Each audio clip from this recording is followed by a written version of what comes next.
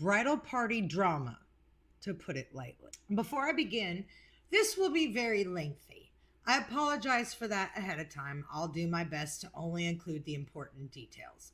Trust it's worth the read. I, 32 female, was asked to be part of a bridal party for my husband's longtime friend and his soon-to-be wife, 29-year-old.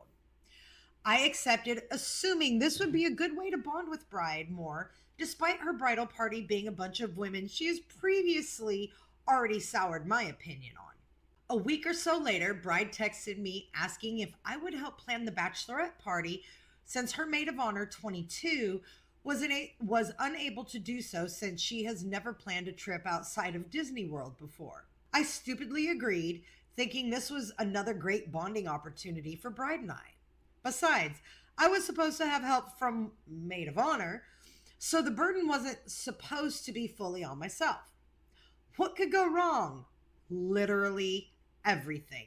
That's what. We started planning in a group chat of bride, maid of honor, and myself. Bride said she wanted a lake house vibe with Parent Trap summer camp theme, but also wanted it somewhere where it would be weather that would require sweaters and coziness. My family has a house in upstate New York that we could use free of charge. I offered that. Bride was seemingly all excited for it. She didn't want us to run it by the other three ladies in the bridal party, so we didn't. When we were selecting the dates for the party, bride said she didn't care when, as long as it was sweater weather timing, and that maid of honor and I could attend. Again, no running it by the other ladies. Once we selected dates, bride said to send out the invite. Since maid of honor has hardly responded, other than telling me what dates she could make it and denying the selected dates by bride and I, due to my honeymoon, as I had just gotten married as well, I went ahead and made an invite. I was given approval from both bride and maid of honor to send it, so I did. During the planning for the day-to-day, I attempted to coordinate with maid of honor. She would agree with all of my game suggestions and schedule ideas. It was easier for me to pitch ideas as I know the area, the house, the lake, etc. I understood that, but I didn't expect maid of honor to have opinions and ideas other than just being a yes woman in this case. So with minimal help, I put together a bunch of interactive customized games such as What Did the Ranger Say?, where we guess what the groom would say, and then a video of the groom's actual answer would play, and Camp Bride Jeopardy!, where all the questions and answers were themed after the bride, groom, and bridal party. Everyone's bedroom was going to have a little campfire, and I even got an entire indoor s'mores kit since we're all mostly from Florida and the New York autumn cold would probably not be what we wanted to do for the long periods of time. Everyone had custom sweaters and hats made for them and camp-themed goodies, snack boxes, and more. Needless to say, bride wanted over the top, and as her friend, I attempted to deliver despite no help from the maid of honor, other than a random approval here and there since she never answered her phone, but had time to post Instagram stories of her getting drunk. I didn't pay much mind to it since she's 22 and living her life how she sees fit. It is not my problem. She agreed she would send me some money to help pay for the stuff, and that was good enough for me. Once we had a game plan, it was time to get flights to New York. We wanted to fly together since maid of honor has a fear of flying. So I made sure our plans revolved around when she could fly up and back with her work schedule and her comfort. Again, she said she would be paying me back for the flights. See, there's problem number one. You should have never been on the hook for the cost of these flights for anybody. They needed to make their own flights. I've already got a bad feeling by that when you just said she stated she would pay you back. Oh, girl. No. She said she would pay me back for the flights. I was good with that since bride assured me that she was good for it. Booked the flights. The next day, the bride paid me back for her flight. Then 2 weeks went by with no payment from maid of honor.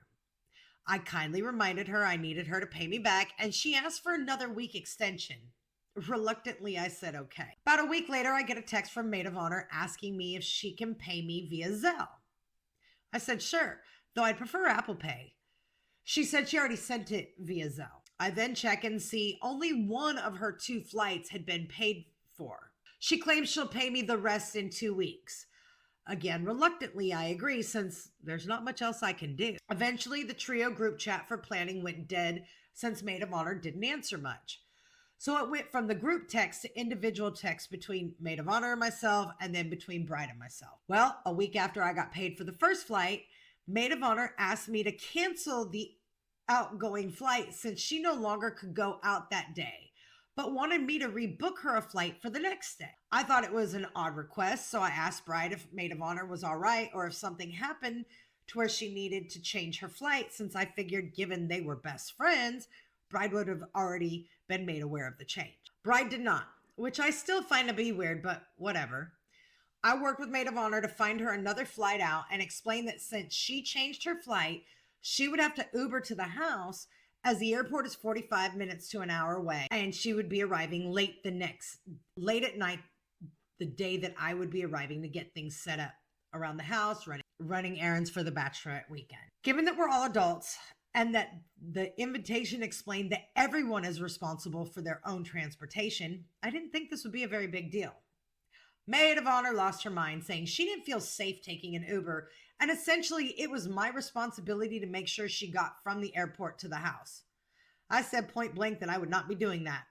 Bride agreed with me privately. Oh, I already see where this is going. Bride agreed with me privately that I shouldn't have to do that, and that I should tell Maid of Honor that she already was no help in planning and has dropped the ball as Maid of Honor, considering she has been silent since the entire bridal party chat had been made. The only people talking in the bridal chat were Bride and myself, despite there being 3 other women in addition to the Maid of Honor in that chat.